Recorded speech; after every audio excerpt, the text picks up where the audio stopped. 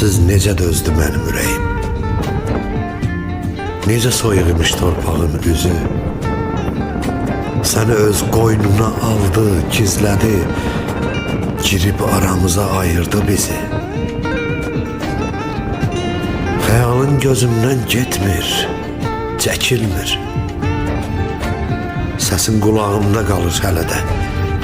Səni sevənlərin, istəyənlərin düşünüb yadına salır hələ də. İndi sən azadsan sonsuz səmada, mənsə bir bədəndə, dar qəfəsdəyəm. Sənsiz yaşasam da, elə bil ki mən axır nəfəsdəyəm, son nəfəsdəyəm. Dözmədi bu dərdə ana ürəyi, nəhayət dayandı, sustu əbədi.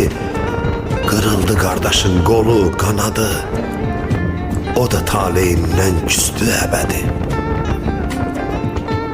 Bizdən üz döndərdi qohum da, dost da. Heç kimsə yanmadı biz yanan qədər. Ömürlük yazıldı qismətimizə. Bu nisgil, bu qüssə, bu qəm.